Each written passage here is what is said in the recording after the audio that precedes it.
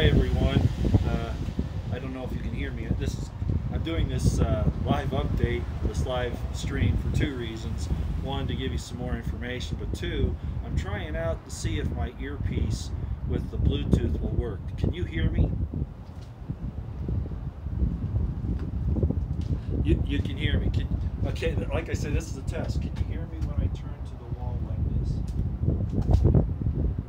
Yes, yes, yes. Wow. Okay, so somehow I've gotten this thing to work now. So that was kind of one of the reasons why I wanted to do this. Okay, not a lot of information, but I just want to tell you a few things that are happening. Yesterday I told you about, and a lot of you are probably looking at it now, the @DHS Whistler Twitter account. I've cleared up some information here, and the people that apparently are actually leaking this information, the whistleblowers are for real. Okay, that's what I want to tell you. The whistleblowers are for real. They actually brought the evidence to the defense attorneys. However, as some people properly explained, the judge has sealed anything from these whistleblowers and any other exculpatory evidence that would help the Bundys. She has sealed it to keep that information from coming out in court and from the public. Okay, that's a fact. So the evidence is there. People have seen it. All of the things that we're talking about with the threats made against the Bundys, the plan to cause that massacre there at the corrals on April 12th. All of that, all the information about the government trying to set up basically another Waco situation. All of that is for real. The whistleblowers actually gave that, but the judge sealed all of that information, and it's still sealed. But I don't know who's doing the leaking. I don't know who's putting it out. I know the people that, you know, once they get it are talking about it. Once it gets out, whoever leaks it, and then, you know, get the people that are out there that can obtain the information. Sorry, it's really cold here. It's like 15 degrees and it's kind of dark. And I'm shivering a little bit, so I apologize for that. But at any rate, so the point is that the evidence that's being released is real. The question now becomes this @DHS Whistler. If you're watching his account on Twitter, he's putting out a lot of information now about, you know, having to do it carefully, secretly, using VPNs and codes and all these kinds of things to prevent people from finding out, you know, who the leakers are. You know, this guy. Now, when I got a hold of that Twitter yesterday, I noticed that obviously the account was new, and most of you are probably seeing that as well. Let me make sure you're still hearing me here, right? Okay, yeah, you're still hearing me.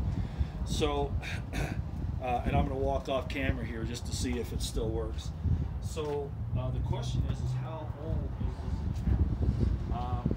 And the question is whether this account was set up before the leaks occurred or after, okay, the public leaks, which apparently started, I guess, back towards the end of the last trial run.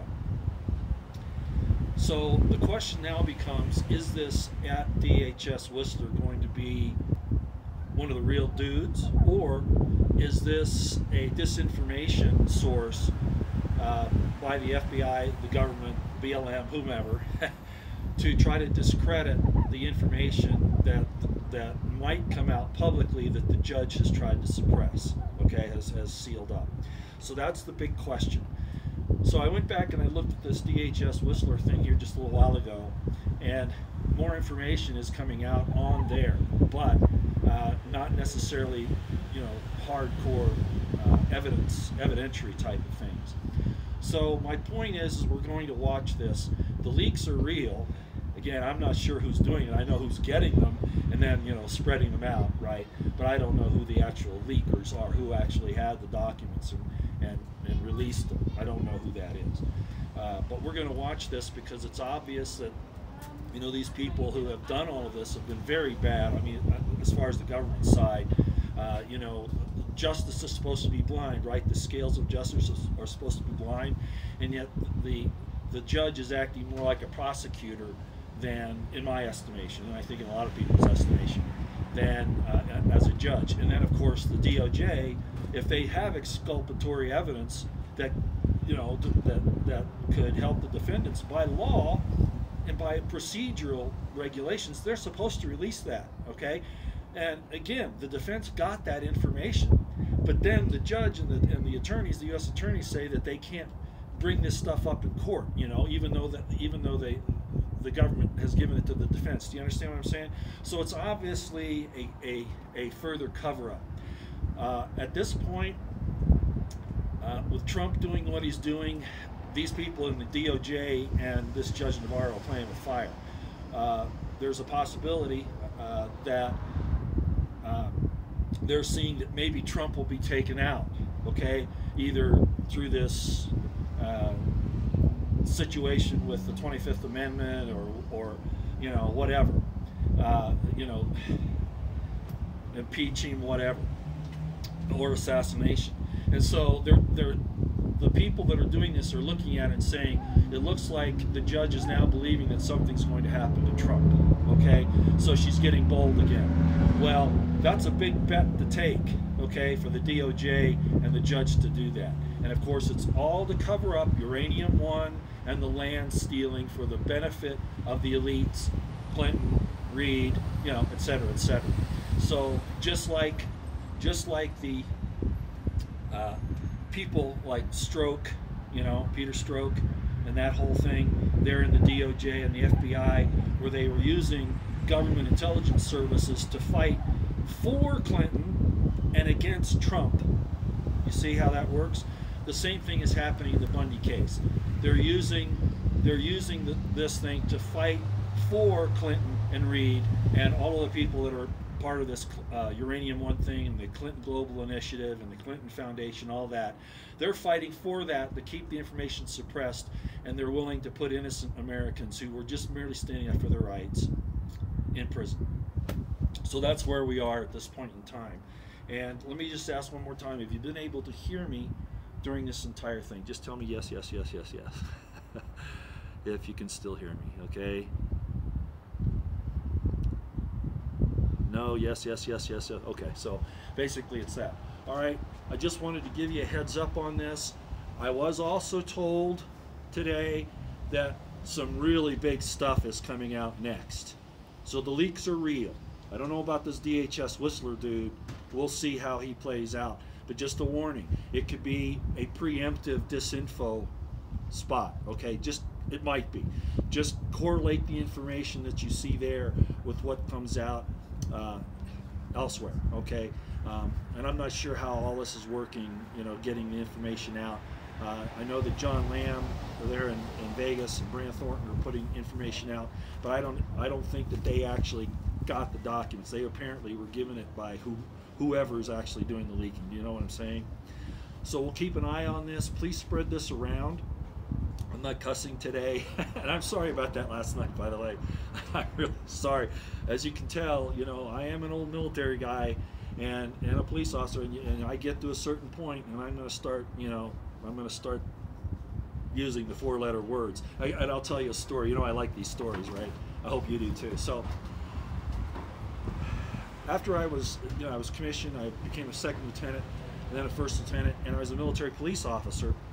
And military police duty officers you know, that are on the road, they're like the chief of police, okay? They're that kind of an authority figure. But even more so, the military police duty officer is in fact has the same power as the commanding general when he's on the post. I mean, the military police duty officer. So they're highly respected. And I went through, you know, the first 4 years of my Army career being an MP and an MP duty officer, right? And I didn't have to cuss at anybody, you know. The MP duty officer walks in, and boy, everybody just does whatever they, okay, yes, sir, you know, absolutely, because the power of the MP is very, very powerful. So anyway, I left the active Army for about 3 years, and I went into the police department, the Marine Police Department. And, you know, I get out on the road there, right, and I'm trying to act like I did when I was an MP, right, a military police officer. You know, the people are going to respect you, and they didn't at all. So, you know, and I'm going to use some four-letter words here, but this is a story, right? So, several times I'd be out there and I'd tell some suspect to do something, and, they kind of like, yeah, we're not going to listen to you. You're not serious. And it wasn't until I started using 4-letter words that then they'd go, oh, he's serious. Oh, okay. Yeah, he's really serious. So I'm not really in the habit of doing that. But when I do get really, really angry, it can slip out, and it slipped out a lot last night. So all you ladies that were watching that and had to plug your ears, I'm so sorry. I'll try to be more gentlemanly, and as one person said, use a little more military bearing. But don't forget about Patton. What did he say? I don't want to hear about you dying for your country. I want you to make sure the other son of a bitch dies for his country, right? So, okay. I'm not going to answer any questions this time. I've got to run. But if any more information comes out, and apparently it's just about getting ready to, the feds are going nuts. The judge is going nuts. The feds are going nuts because what they've done here is coming out. Okay, so keep an eye out.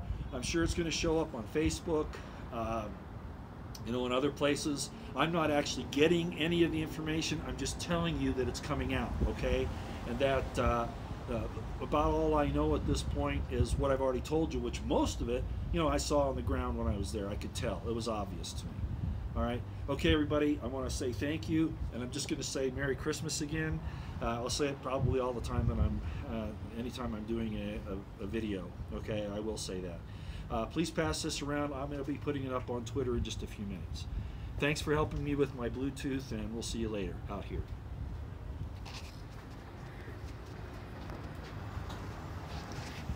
Well, I think it's going to be out here.